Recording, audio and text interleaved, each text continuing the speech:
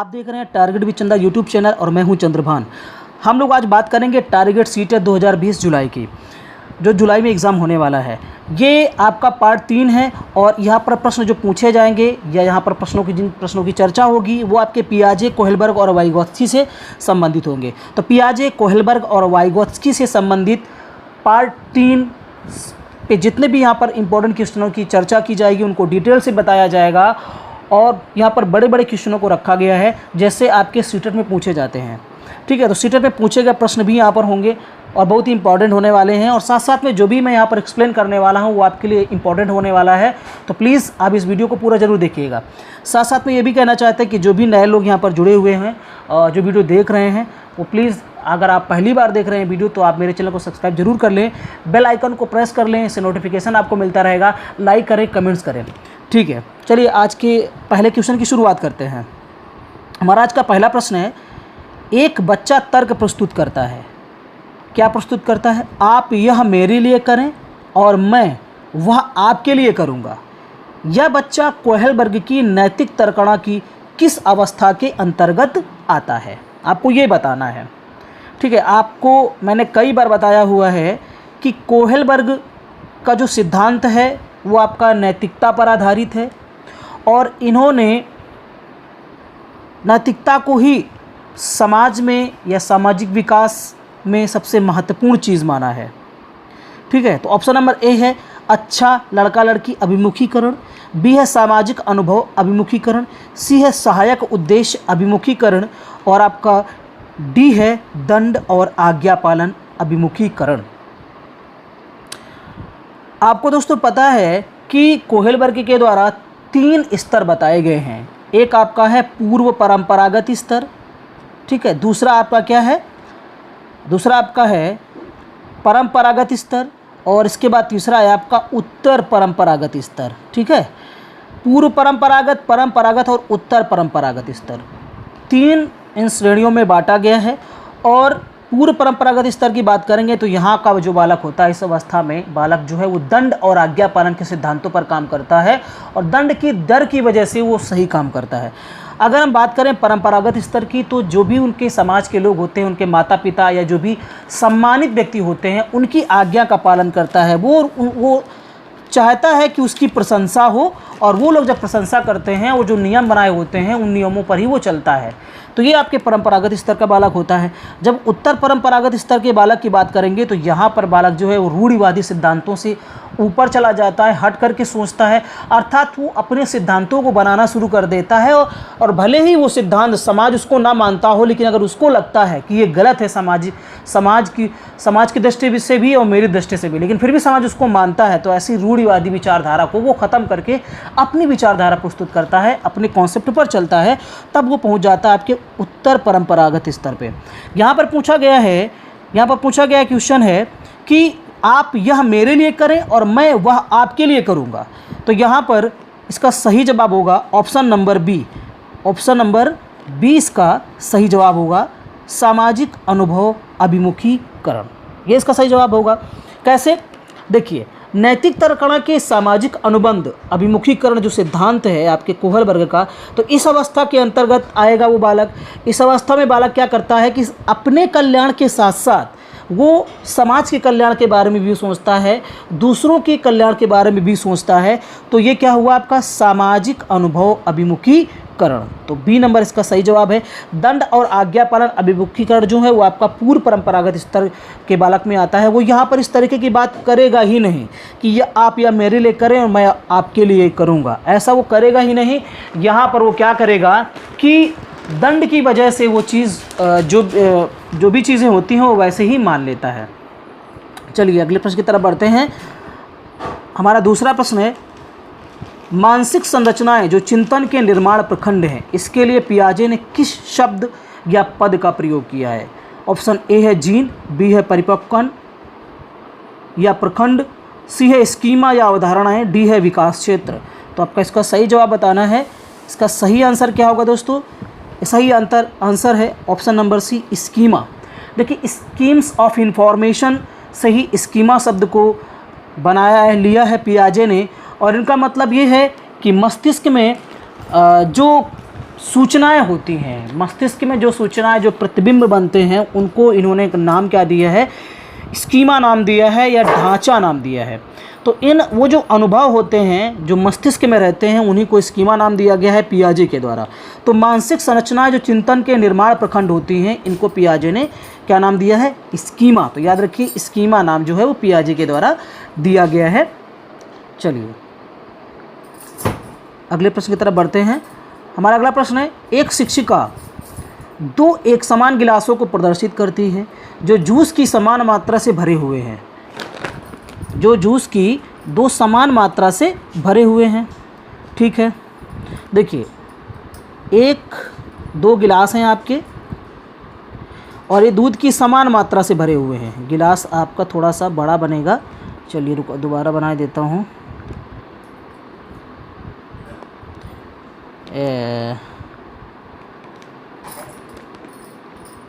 ऐसे, ठीक है, थोड़ा सा ऐसे बना देते हैं। 2 गिलास हैं, समान तरीके के हैं और उसमें क्या है, जूस की मात्रा समान है। वह उन्हें 2 भिन्न गिलासों में खाली करती है। अब क्या करता, ये देखिए 2 गिलास हैं, अब इनमें जो जूस भरा हुआ है उसको वो महिला क्या करती है, अब उसको वो महिला 2 भिन्न गिलासों में, एक गिलास आपका कैसा है, एक गिलास आपका लंबा, ज़्यादा लंबा है, ठीक, और एक उससे छोटा है। ठीक है, तो इसकी छोटे वाले की चौड़ाई ज़्यादा है ना, इसकी चौड़ाई ज़्यादा है और ये क्या है, लंबा है। तो एक को इसमें डालती है और एक को इसमें डालती है। आपको समझना है, यहाँ पर भले चित्र सही से ना बन पा रहा हो पर आपको समझना है। फिर क्या होता है कि वह बच्चों को उस गिलास की पहचान करने के लिए कहती है जिसमें जूस ज़्यादा है। बच्चे प्रत्युत्तर देते हैं कि लंबे गिलास में जूस ज़्यादा है। शिक्षिका के बच्चों की कठिनाई क्या है, ये आपको बताना है। इन दोनों में समान जूस था, अब उसने क्या किया कि परिवर्तित आकार के 2 गिलास लिए, एक गिलास का साइज़ दूसरा था, दूसरे गिलास का साइज़ दूसरा था, अर्थात एक गिलास लंबा था, एक आपका चौड़ा था। ठीक है, लेकिन दूध इनमें क्या था, समान मात्रा में ही आना था। अब बालक से पूछा जा रहा है, तो अब बालक क्या बताता है, ऑप्शन में देखते हैं। समायोजन, बी है अहम केंद्रिता, सी है विकेंद्रीकरण और डी है पलटावी। तो यहाँ पर क्या है कि बच्चे प्रत्युत्तर देते हैं कि लंबे गिलास में जूस ज़्यादा है, ये बताते हैं। तो आपको बताना है कि वास्तव में तो ऐसा है नहीं, वास्तव में तो ऐसा है नहीं, क्योंकि लंबे गिलास में तो उतना ही दूध है जितना आपके छोटे गिलास में दूध था, उतना ही आपके लंबे गिलास में भी दूध है। ठीक है, तो उतना ही सेम दूध है, लेकिन बालक क्या कहते हैं कि लंबे गिलास में दूध ज़्यादा और छोटे गिलास में दूध कम। ये क्या समस्या है, उस कठिनाई के बारे में पूछा जा रहा है, तो वो आपको बताना है। समायोजन है में कठिनाई है, या अहम केंद्रता की भावना है, या विकेंद्रीकरण है, या पलटावी है, ये आपको बताना है। तो इसका सही जवाब है ऑप्शन नंबर डी, पलटावी, जिसको हम इरेसिबिलिटी बोलते हैं। ठीक है, इरेसिबिलिटी बोलते हैं। पलटावली और अनपलटावली, इसको ऐसा भी बोला जाता है, पलटावी और अनपलटावी। तो आपको याद रखना है। अब देखिए बात यह है कि शिक्षिका के बच्चों को कठिनाई क्या है, पलटावी की कठिनाई है। अर्थात जो शुरू में जो सूचनाएं थी, उन सूचनाओं को दोबारा वो क्या करता है, क्रम में नहीं ला पाता, दोबारा उन सूचनाओं को क्रम में नहीं ला पाता है, और फिर जो सामने चीज़ें होती हैं सिर्फ उन्हीं को सत्य मान करके वो बता देता है देख करके। ये इसमें संभावना होती है, ये समस्या होती है। एक चीज़ आपने देखा होगा कि बालक जो है वो जब पहाड़ा पढ़ता है तो 2 का 2, 2 दूना 4, 2 तिया 6, 2 चौके 8, 2 पंचे 10, एक क्रम से पढ़ता है। लेकिन कभी अगर उससे आप पूछ लेंगे कि बेटा बताओ 2 पंचे कितना होता है, तो बालक नहीं बता पाएगा। अगर बताएगा भी तो उंगली पे गिनेगा वो, 2 का 2, 2 दूना 4, पूरा मन में पढ़ करके वो आएगा 10 तक, तब आपको बताएगा, और उस समय उसको ये क्रिया करने में टाइम भी लगता है। लेकिन जब पलटावली विकसित हो जाती है तो बालक एक बार में बताता है कि 2 पंचे 10 होता है।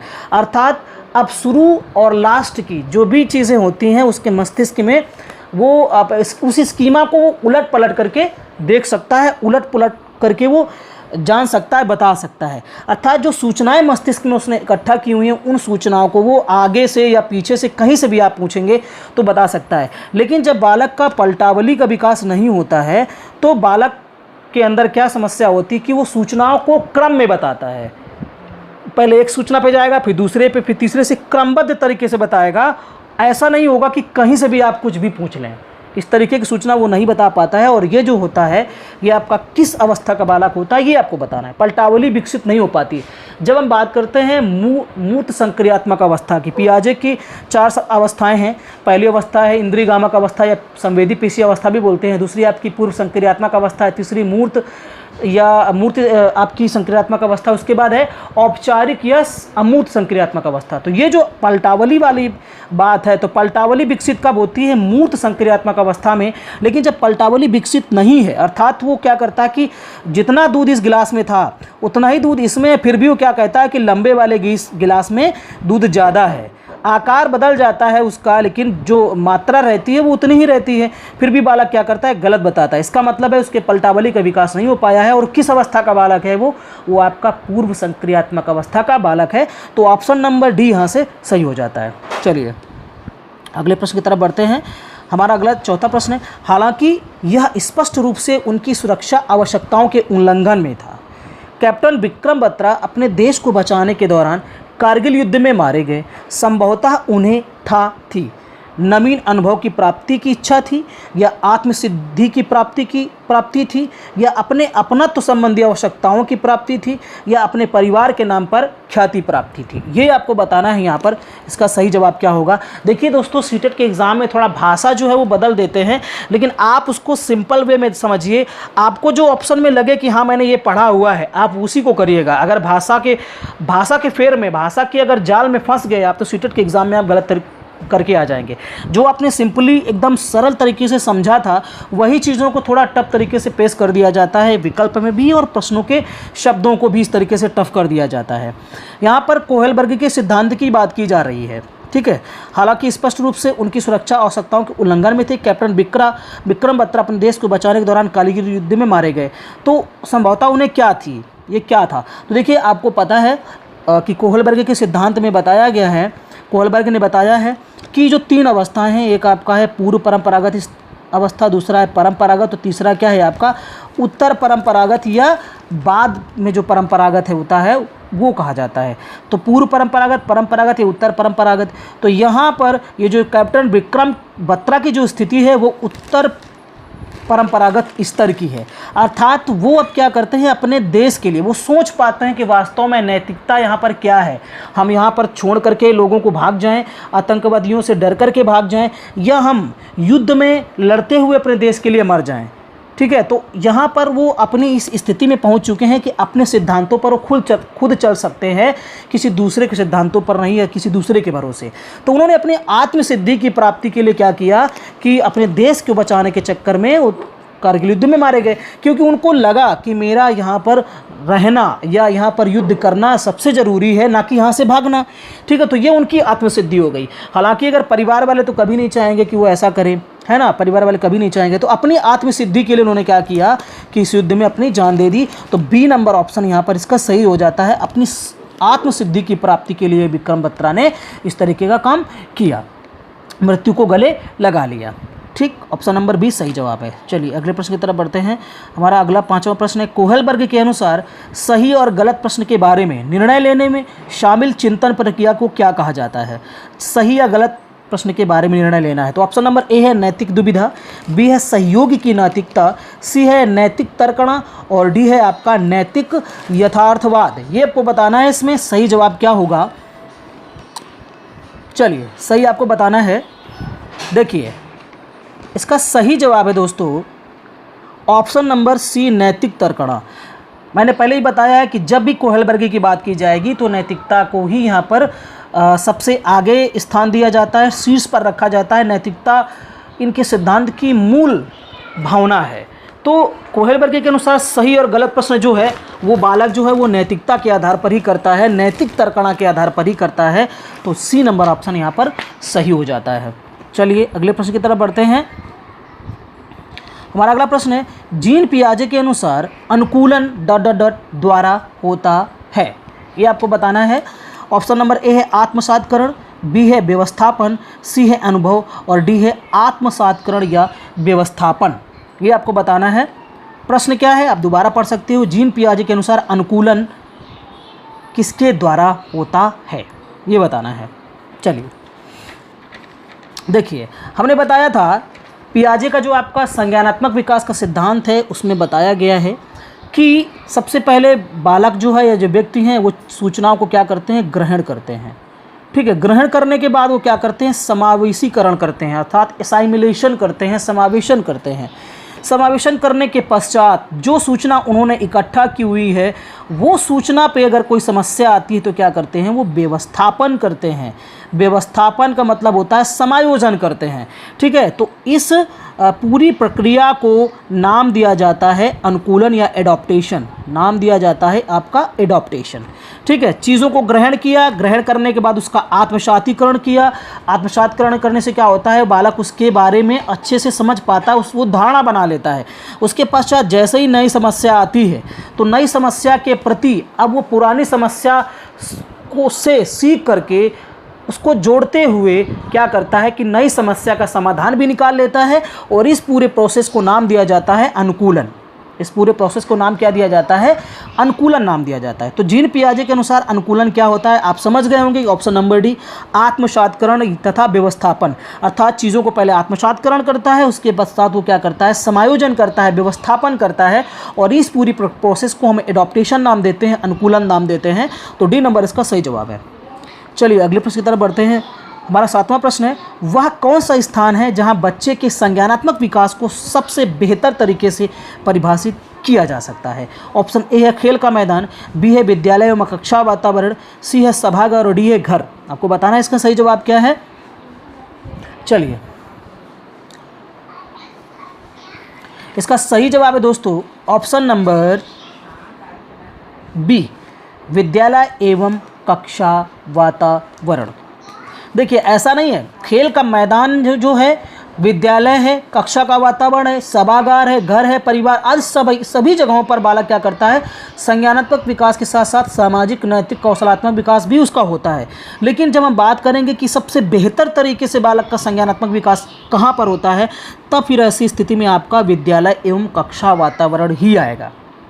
ठीक है, क्योंकि शैक्षिक वातावरण होता है, कक्षा का वातावरण होता है, विद्यालय पे जो भी चीज़ें होती हैं वो क्रमबद्ध तरीके से होती हैं और अनुशासन के साथ में होती हैं। तो संज्ञानात्मक विकास सबसे बेहतर तरीके से यहाँ पर होगा, ना कि किसी और जगह पर। यहाँ पर बालक जो होता है वो पूरी तरीके से स्वतंत्र तो नहीं होता है, स्वतंत्र होता है लेकिन पूरी तरीके से स्वतंत्र नहीं होता है। उसको एक दिशा में, एक उचित दिशा में जाने के लिए मार्ग दिया जाता है, मार्ग प्रशस्त किया जाता है, और इसी वजह से उसका संज्ञानात्मक विकास सबसे बेहतर तरीके से आपका विद्यालय एवं कक्षा वातावरण में होता है। ऑप्शन नंबर बी सही है। अगले प्रश्न की तरफ बढ़ते हैं। सीखने के सिद्धांतों के संदर्भ में स्कैफोल्डिंग, सीखने के सिद्धांतों के संदर्भ में स्कैफोल्डिंग को किस ओर संकेत करता है।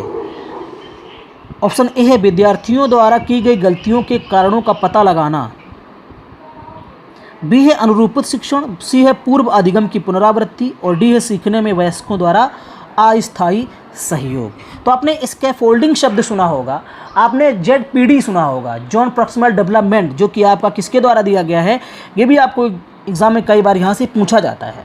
तो ये जो आपका स्कैफोल्डिंग है ये क्या होता है, इसको समझते हैं। देखिए स्कैफोल्डिंग जो शब्द है, जिसको हम हिंदी में क्या बोलते हैं, मचान। क्या बोलते हैं, मचान।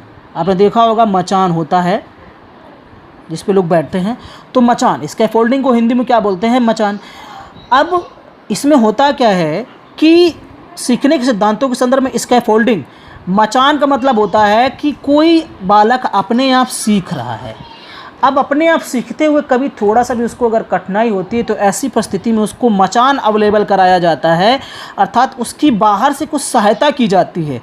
और ऐसा नहीं कि हमेशा के लिए, कुछ हेल्प की जाती है थोड़ा सा, ताकि वो अपनी उस प्रोसेस में भटके नहीं और सीधा चलता जाए और वो सफल हो जाए।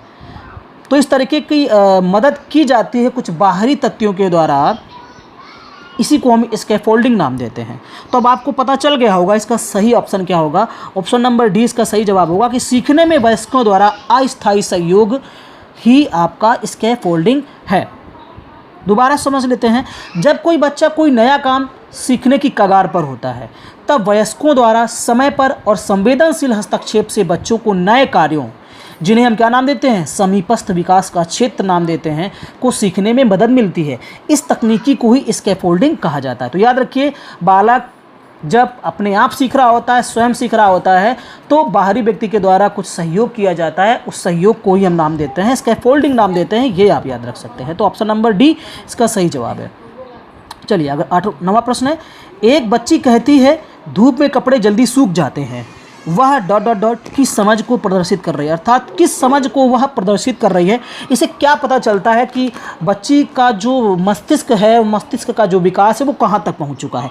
ऑप्शन ए है प्रतीकात्मक विचार, बी है अहम केंद्रित चिंतन, सी है कार्य कारण और डी है आपका विपर्याय चिंतन। विपर्याय चिंतन ये आपको बताना है। देखिए यहाँ पर बच्ची के द्वारा ये बताया जाता है कि धूप में कपड़े जल्दी सूख जाते हैं, अर्थात उसको कार्य के कारण का पता चल है, उसको कार्य के कारण का पता है कि ये कार्य होता है तो क्यों होता है। कपड़े सूखते हैं तो कैसे सूखते हैं, धूप से सूखते हैं, अर्थात उसको कार्य के कारण का पता है। और ये जो बालिका है, ये बालिका जो है वो, अगर हम पियाजे के आपके संज्ञानात्मक विकास की अवस्थाओं की बात करेंगे तो जो औपचारिक अवस्था होती है, अमूर्त संक्रियात्मक अवस्था होती है, उस अवस्था की ये बालिका मानी जाएगी, जिसका अमूर्त चिंतन जो है वो शुरू हो चुका है, अमूर्त चिंतन वो कर लेती है। ठीक है, तो कार्य कारण इसका सही जवाब होगा ऑप्शन नंबर सी। अब वो कार्य कारण कर सकती, कार्य के कारण को पता लगा सकती है और इसके लिए उसको अमूर्त चिंतन करने की आवश्यकता पड़ती है। ठीक है, तो ये बच्ची जो है वो अमूर्त चिंतन कर सकती है। तो ऑप्शन नंबर सी जो है वो इसका सही जवाब है। हम लोग अगले प्रश्न की तरफ बढ़ते हैं। चलिए हमारा अगला प्रश्न है, कोई 5 साल की लड़की एक टी शर्ट को तह करते हुए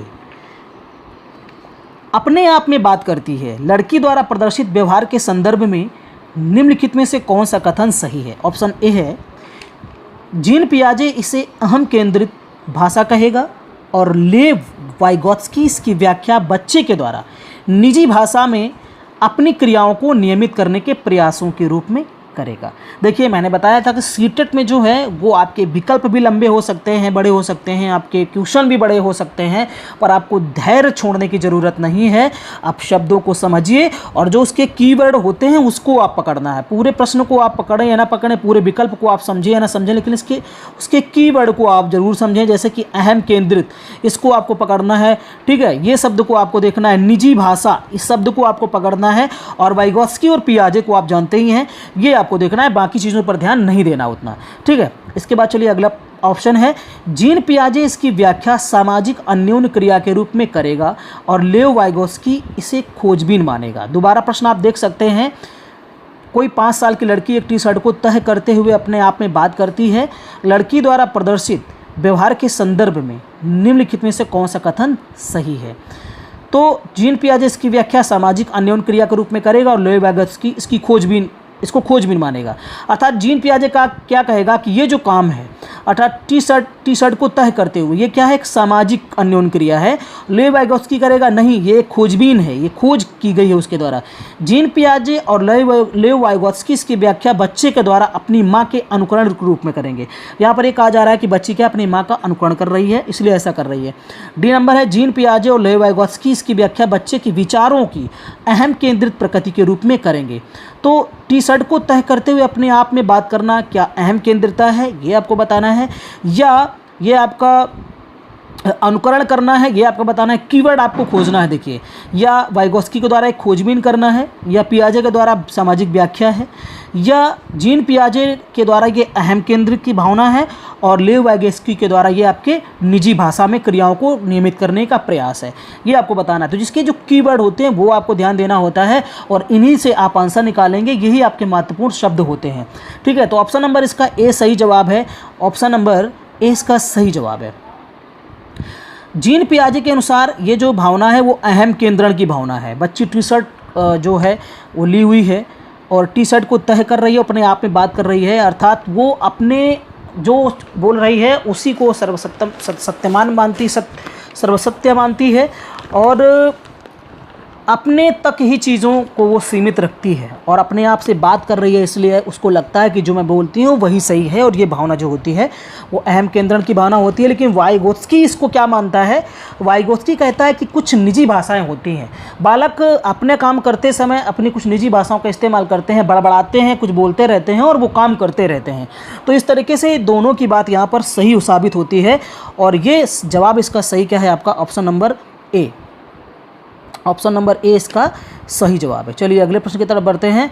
अगला प्रश्न है हमारा 11वां। जीन पियाजे के अनुसार प्रारूप, या जिसको हम स्कीमा नाम देते हैं, निर्माण वर्तमान योजनाओं के अनुरूप बनाने हेतु नवीन जानकारी में संशोधन और नवीन जानकारी के आधार पर पुरानी योजनाओं में संशोधन के परिणाम के रूप में घटित होता है। इन दो प्रक्रियाओं को जाना जाता है। यहाँ पर जान नहीं होगा, यहाँ पर होगा जाना जाता है। इसको आप थोड़ा सा करेक्ट कर सकते हैं, जाना जाता है। दोबारा प्रश्न समझ लीजिए। जीन पियाजे के अनुसार प्रारूप, या जिसको हम स्कीमा बोलते हैं, निर्माण, स्कीमा निर्माण वर्तमान योजनाओं के अनुरूप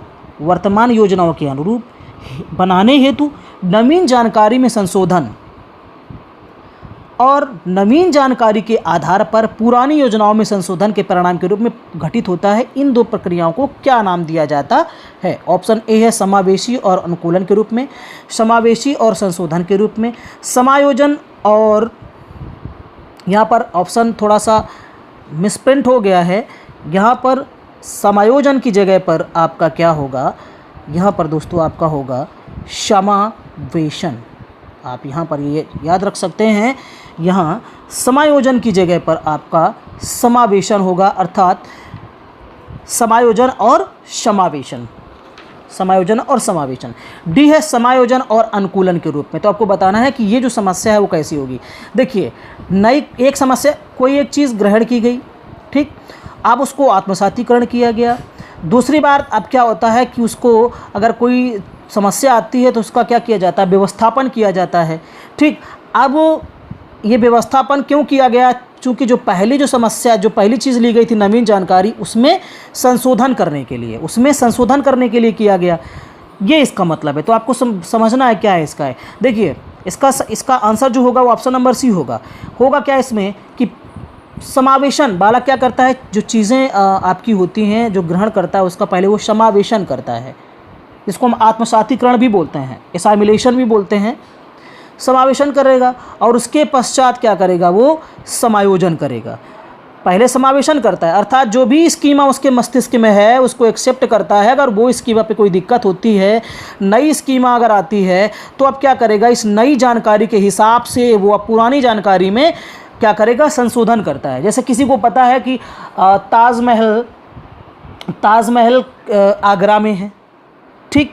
अब उसने क्या किया? ये सूचना ग्रहण की, मस्तिष्क में लाया, समावेशित किया, उसको पता चल गया कि हाँ एकदम ये सही बात है। कुछ समय पश्चात उसको सही जानकारी पता चली, कुछ समय पश्चात उसको जानकारी ये पता चली कि जो ताजमहल है वो आगरा में नहीं है, कानपुर में, किसी ने गलत बता दिया। अब ऐसी परिस्थिति में क्या करेगा कि वो अपने उस पुरानी जानकारी से क्या करेगा?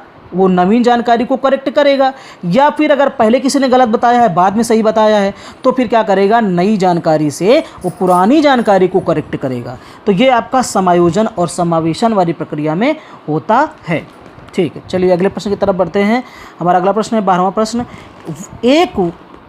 एक बच्ची को उसके पिता चहलकदमी करा रहे थे।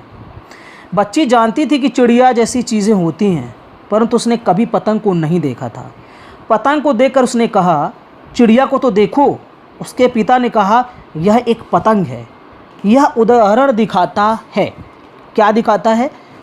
ऑप्शन ए सम्मिलन, बी है समायोजन, सी है संरक्षण, डी है वस्तु का प्रदर्शन।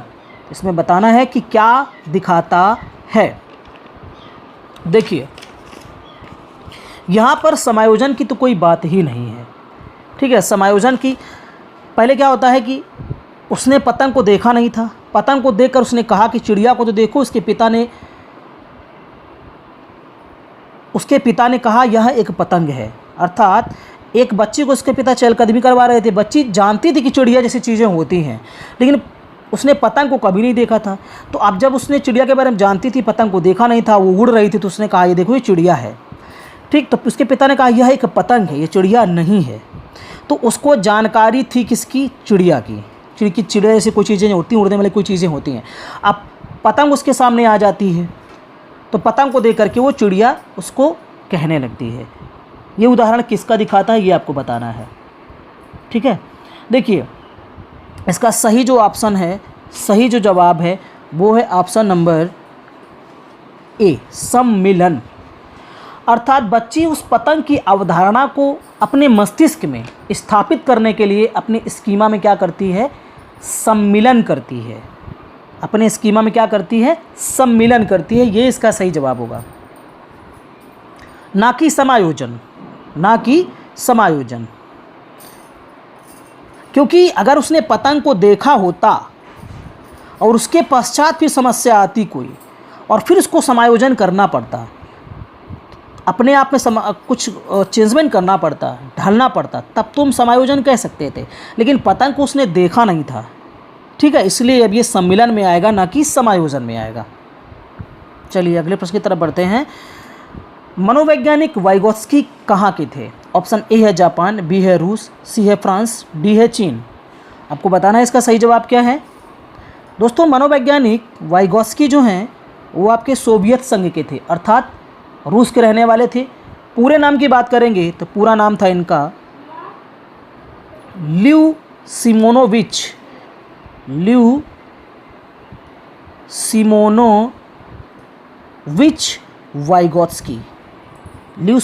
वाइगोत्स्की। इन्होंने मानव के सांस्कृतिक तथा जैव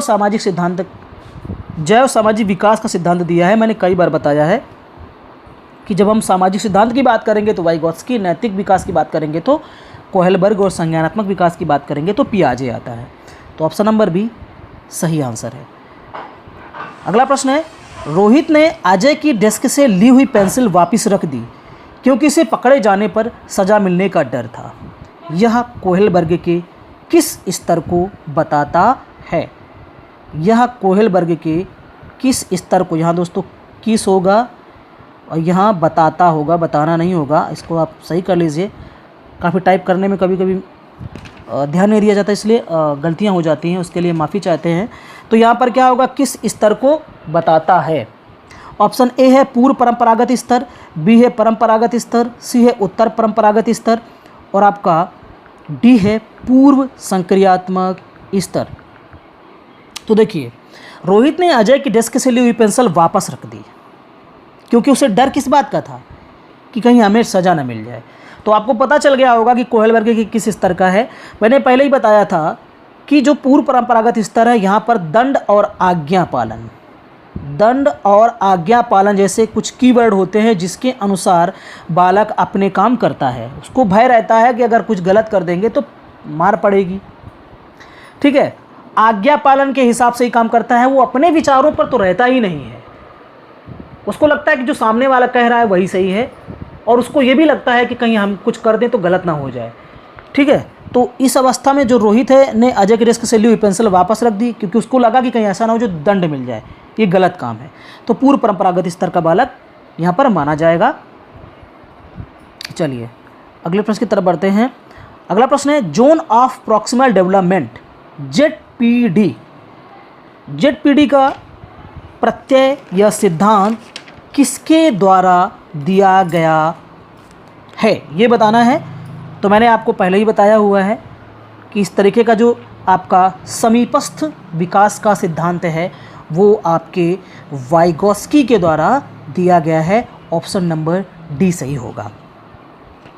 उन्होंने बताया हुआ है जेडपीडी का सिद्धांत कि किस तरीके से बालक पहले अपने तक सीमित रहता है, उसके पश्चात वो फिर क्या करता है कि आगे बढ़ता है, लेकिन कुछ बाधाएं आती हैं तो बाहर से क्या होता है, उसको मदद मिलती है, सहयोग मिलता है, जिससे फिर उसका विकास चल पड़ता है। तो इस सिद्धांत को जेडपीडी सिद्धांत भी नाम दिया जाता है, जिसको हम अंग्रेजी में बोलते हैं जोन ऑफ प्रॉक्सिमल डेवलपमेंट, जो कि वाइगोत्स्की के द्वारा दिया गया है। इसको हिंदी में बोलते हैं निकटतम विकास का क्षेत्र, ये भी बोलते हैं। सामाजिक सांस्कृतिक सिद्धांत के कई तत्व इसमें बताए गए हैं, ये जानकारी आपको होनी चाहिए।